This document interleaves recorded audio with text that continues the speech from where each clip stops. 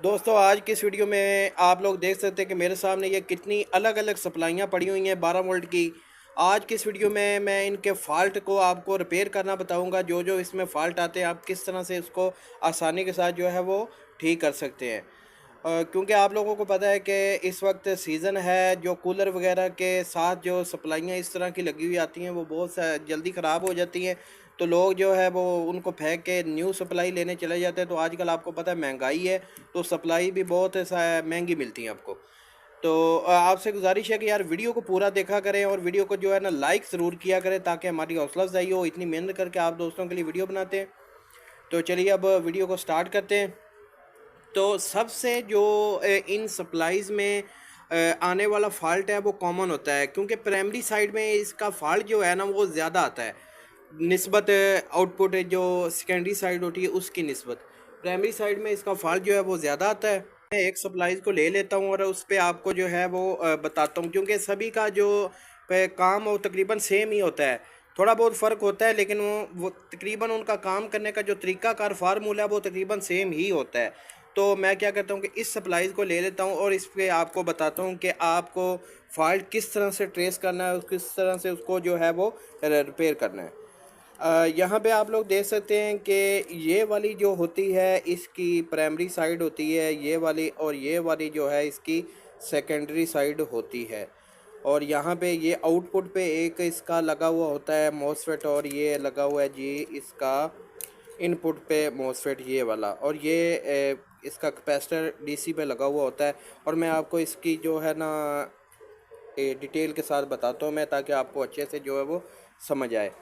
अब देखें जी, यहाँ पे इसके 220 वोल्ट आपने इन करने होते हैं इन दो पॉइंट पे, एक यहाँ पे और यहाँ पे। अब जब आप इस पे इन करेंगे 220 वोल्ट, तो वो जी यहाँ से आगे ये देख सकते हैं कि ये वाला फ्यूज़ लगा हुआ है।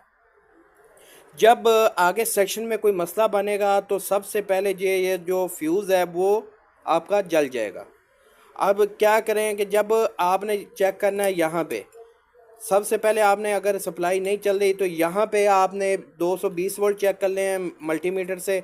यहाँ पे अगर 220 वोल्ट आपके आ रहे हैं तो फिर आपने फ्यूज़ से आगे चेक करने हैं, यानी कि यहाँ पे मेन आएगी और इससे आगे जो ये फ्यूज़ लगा हुआ है इस पे आपने चेक करने हैं कि हमारा ये जो फ्यूज़ से आगे वोल्टेज हैं वो आ रहे हैं या नहीं आ रहे। अगर फ्यूज़ से आगे वोल्टेज नहीं आ रहे तो हमारा सबसे पहले यही काम होगा।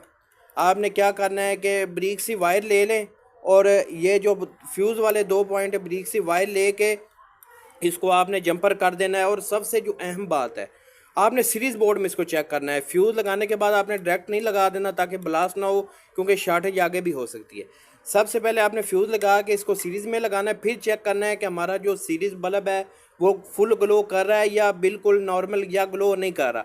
अगर तो वो ग्लो ना करे तो फिर इसका जाहिर है कि हो सकता है कि कुछ इश्यूज़ की वजह से बिजली ज़्यादा आई हो, वोल्टेज ज़्यादा आए हो, जिसकी वजह से फ्यूज़ हमारा जल गया। अमूमन बाई चांस ऐसा भी होता है कि फ्यूज़ जो है वो बिना किसी वजह से भी आगे अगर लोड ज़्यादा हो तो वैसे भी जल जाता है, तो इसमें कोई इतना इशू नहीं होता।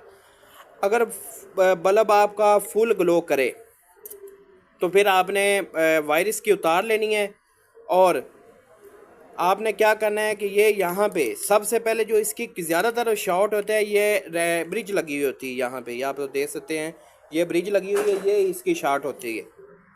ये वाली इसकी ब्रिज ज़्यादातर शॉर्ट होती है। अब इस ब्रिज को आपने चेक करना है, इसको आपने बाहर निकाल देना है। बाहर निकालने के बाद मल्टीमीटर से आपने कंटिन्यूटी पे इसको चेक करना है।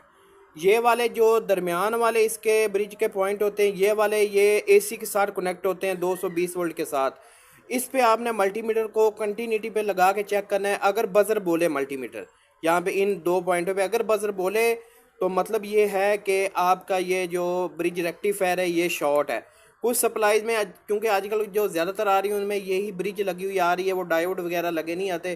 कुछ सप्लाईज में डायोड वगैरह भी लगे हुए आते थे, जैसे ये वाली सप्लाई थी इसमें डायोड वगैरह लगे हुए थे, वो मैंने निकाल दिए थे। ये देखें आप लोग यहाँ पे ये इनकी डायोड वाली जगह बनी है, ये भी 12 वोल्ट की सप्लाई थी।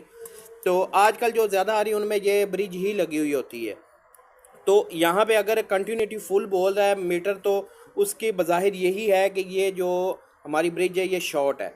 आपने ब्रिज नई लगानी है यहाँ पे, और फिर आपने कंटिन्यू लगा के फिर आपने सीरीज़ बोर्ड में इसको लगाना है। अगर तो आपका बल्ब फुल ग्लो ना हुआ तो फिर ज़ाहिर है आपका फॉल्ट क्लियर हो गया, ये ब्रिज ही शॉर्ट थी जिसकी वजह से आपके जो सप्लाई नहीं वर्क कर रही थी। फिर आपने आउटपुट पे जो है अपने 12 वोल्ट चेक करने हैं। उम्मीद है कि 70% से 80% तक आपकी सप्लाई ठीक हो जाएगी। और अगर फिर भी आपकी इसको लगाने के बाद भी शॉर्ट बोले तो फिर ये मोसफेट जो इनपुट में लगा हुआ है प्राइमरी साइड पे मोसफेट ये वाला, इसको आपने चेक करना है। अब इसको कैसे चेक करना है वो भी मैं आपको बता देता हूँ। इसकी जो 3 पिनें होती हैं, ये एक ये वाली है, इसकी 3 पिनें होती है, एक ये और ये। अब ये जो सेंटर वाली इसकी होती है, इस पे आपने मीटर की ब्लैक प्रोब रखनी है और मीटर को आपने कंटिन्यूटी पे रखना है। ब्लैक प्रोब यहाँ पे रखनी है और ये जो प्लस वाली दूसरी प्रोब होगी, एक बार आपने ट्रांजिस्टर या मोसफेट की इस साइड पे लगानी है और एक बार दूसरी साइड पे। अगर इन दोनों पॉइंट पे ट्रांजिस्टर फुल शॉर्टेज बोलता है, यानी कि सुई है या आपके पास डिजिटल मीटर है वो कंटिन्यूटी फुल आपको दिखाता है, तो फिर जाहिर है आपका ये मोसफेट शॉर्ट है, फुल शॉर्ट है। आपने इसको भी निकाल के भी चेक कर लेना है। और ये वाला अब जब आप नया डालेंगे तो ये आपकी प्राइमरी साइड बिल्कुल ओके हो जाएगी। ज़्यादातर यही फॉल्ट आते हैं प्राइमरी साइड में और 70 से 80% सप्लाइयों में फॉल्ट भी यही आते हैं। तो उम्मीद है आपको आज की इस वीडियो में काफ़ी सारा नॉलेज मिला होगा। अगर आपको आज सी वीडियो से कोई सीखने को मिला है तो मेरी वीडियो को लाइक और चैनल को सब्सक्राइब ज़रूर करके जाइएगा। फिर मिलते हैं किसी नेक्स्ट वीडियो में, तब तक के लिए अल्लाह हाफिज़।